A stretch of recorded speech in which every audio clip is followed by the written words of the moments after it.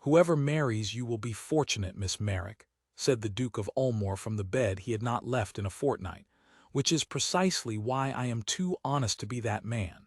I shall be dead by spring." He had said it to be rid of her. Roland had learned in the long months of his illness that cruelty was the fastest broom for sweeping a room clear of well-meaning people, and he wanted the room clear. He wanted the physicians gone with their leeches and their long faces. He wanted his aunt gone with her weeping. And most of all, he wanted this quiet young woman gone, this Isabel Merrick, the physician's assistant they had sent up from the village because the great doctors from London had at last confessed there was nothing more they could do, and one might as well have a steady pair of hands to make a dying man comfortable. She was too calm. That was what he could not abide about her. Everyone else looked at him as though he were already in the ground. She looked at him as though he were a difficult sum she had every intention of working out. He had spoken the cruelest thing he could think of, the bald fact of his own death, flung at an unmarried woman like a gauntlet, expecting her to color and stammer and flee. She did not flee. She set down the basin she was carrying, folded her hands, and looked at him with clear brown eyes that held no horror at all. "Then I accept you," said Isabel Merrick. The room went very still. Somewhere in the great cold house a clock ticked. Roland, who had not been surprised by anything in a year, found that he was surprised now, and it made him irritable. "I beg your pardon. You said whoever marries you will be fortunate. I am not a woman who lets fortune pass." She picked up a cloth and wrung it in the basin, unhurried. "You expected me to be shocked that you spoke of dying. I have sat with the dying since I was 14 years old, your grace. Death does not shock me. What shocks me is a man of 42 who has decided to die in the spring because a physician told him to, and has arranged the whole of his life around obeying." She laid the cool cloth against his fevered brow with a hand that did not tremble. "I do not intend to marry a dying man. I intend to marry a living one. You have merely confused the two." He should have summoned a footman to remove her. He was a duke. He had only to lift his voice. Instead, he lay there under her steady hand and felt, for the first time in a year, something other than the slow, cold tide of resignation, a flicker of pure temper, which was to say, a flicker of life. "You are impertinent," he said. "I am accurate. It is often mistaken for the other thing." Roland turned his head to look at her properly. She was perhaps 26, plainly dressed, her dark hair drawn back for work rather than for looking at, her sleeves turned up to the elbow. There was nothing soft or pitying in her face. There was only attention, fierce, competent, undivided attention, the like of which no one had turned upon him since he had fallen ill, and everyone had quietly begun the business of mourning him alive. "Every physician in England has given me up," he said. "Every physician in England is a coward with a bill to protect. It is easier to be right about a death than wrong about a cure." She moved to the window and threw back the curtains, letting in a hard white winter light that made him wince. "When did you last leave this room?" "I cannot leave this room. I have not the strength to cross it." "You have not the strength because you have lain in it for a fortnight in the dark drinking beef tea and waiting to die. A man grows weak from being treated as weak. It is the commonest illness I know and the least remarked upon." She came back to the bedside and looked down at him, and for the first time something gentled at the edges of her steadiness. "I will make you a bargain, your grace, since you offered me one first. You said marriage to you would be a fortune I should regret within the season. Very well. Give me the season. Give me until the spring you have promised to die in. If when the crocuses come up you are dead, then I shall have been the fool and it will cost you nothing, for you will be past caring. But if you are living—" "If I am living—" "Then you will marry me," said Isabel, "and be fortunate exactly as you said." It was the most outrageous thing anyone had ever proposed to a Duke of Ulmore, and Roland, lying weak and gray in his deathbed, heard himself laugh. It hurt. It was the first laugh in a year, and it came out cracked and rusty, and it astonished them both.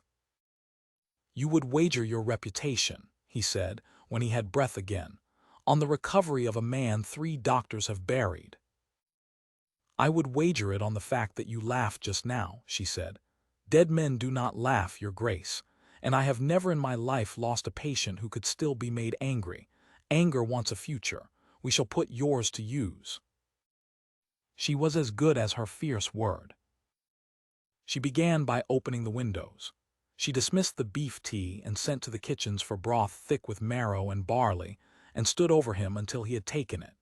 She put out the physician's tinctures, a spoonful of laudanum for every hour of sleep they steal from you, and gave him instead a bitter infusion of her own steeping that cleared the fog from his head within 3 days. She would not let the curtains be drawn in daylight. She read to him when the fever rose, in a low, steady voice, not soothing psalms but accounts of battles and voyages and the building of great bridges, until he forgot to be dying and argued with her about the tactics. And when, in the 2nd week, he could sit up against the pillows, she did not praise him for it. She only nodded as though it were the least he might do, and told him that on the morrow he would sit in a chair by the window, and the day after that he would stand. "I cannot stand," he said. "You will stand," said Isabel, "because I shall be too far across the room to catch you, and you are too proud to fall in front of me. I have found pride a better physic than any in the London bag." He stood leaning on her shoulder, his hand gripping hard, his legs shaking like a colt's, and she bore his weight without a sound and looked straight ahead so that he need not meet her eyes while he trembled. And when he was back in the chair, spent and gray and furious with his own weakness, she knelt to build up the fire and said, without turning around, "That is more than you did in the whole of last year. Tomorrow it will be less hard." Something in him that had been clenched shut for a year began, very slowly, to open. Winter deepened and broke. Roland walked the length of the gallery on Isabel's arm, then the length of it alone. He rode out on a quiet cob into the frostwhite park and came back with color in his face for the first time in living memory. His aunt, who had come to Ulmore to see him buried, wrote in bewilderment to her sister that the Duke was up and about and quarreling with a village physician's daughter over the reading of the newspaper, and that he seemed, God preserve them all, to be enjoying it. He was enjoying it. That was the thing that crept up on him and would not be dismissed. He had spent a year waiting to be alone with his death, and now he found he could not bear to be alone with anything if she were not in the room. He learned the sound of her step on the stair and lifted his head for it. He hoarded up small arguments to have with her because an argument was an hour of her undivided attention. He watched her hands as she worked, steady, clever, ink-stained sometimes from the letters she wrote for the tenants who could not write.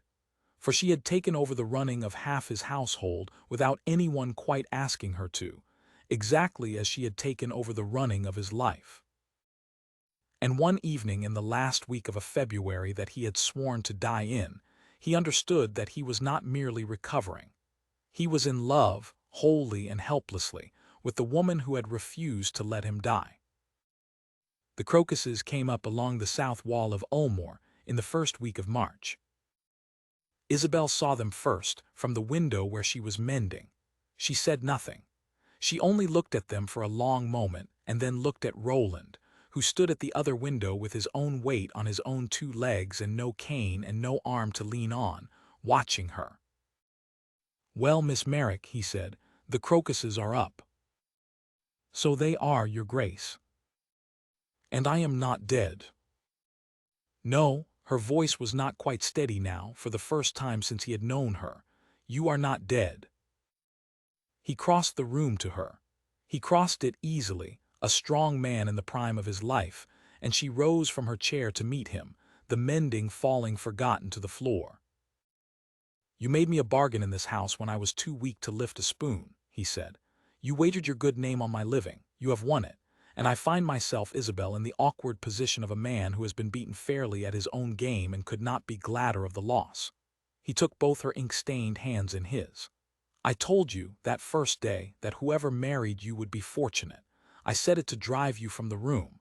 I did not know I was speaking my own future. I am the fortunate man. I want to be him for the rest of a life I only have because you refused to let me spend it dying."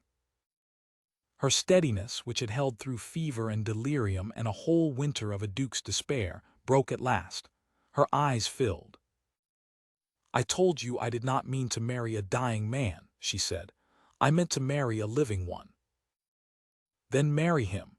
He lifted her hands and pressed them to his heart so that she might feel it beating strong and quick beneath her palms. The heart 3 physicians had counted out and buried, alive now and full and entirely hers. Marry the living man. He has a great many years to give you, Isabel Merrick, and he intends to spend every one of them being fortunate. "You are quite certain," she whispered. "A duke and a physician's assistant, they will talk. They will say I trapped a great man in his weakness." "Let them," he said it without a flicker. "You did not trap me in my weakness. You dragged me out of it by the collar and would not let me go, and then you made me strong enough to choose you standing on my own feet, which is exactly what I am doing now. There is no weakness in this room, Isabel. You cured it. You cured all of it." His voice roughened. "Say yes. You accepted me once when you thought me dying. Accept me now that I am living. It is a far better bargain."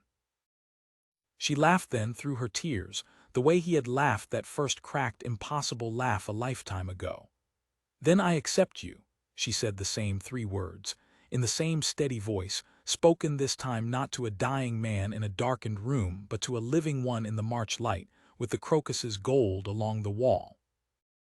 They were married at Ulmore before the crocuses had faded, and the Duke walked to his own wedding on his own 2 legs, and stood the whole of the service without so much as a rail to lean upon. His aunt wept, and this time it was the proper kind of weeping.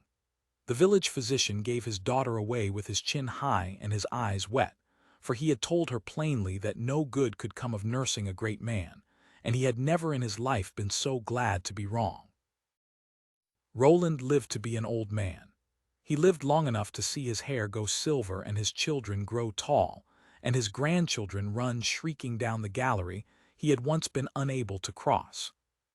And every March of every year of that long life, when the crocuses came up gold along the south wall of Ulmore, the Duke would find his Duchess wherever she was in the great house, and take her ink-stained hands, and say the same thing he had said the first morning the flowers returned, that she had wagered her good name on his living and won it, and that he was and would always be the fortunate man.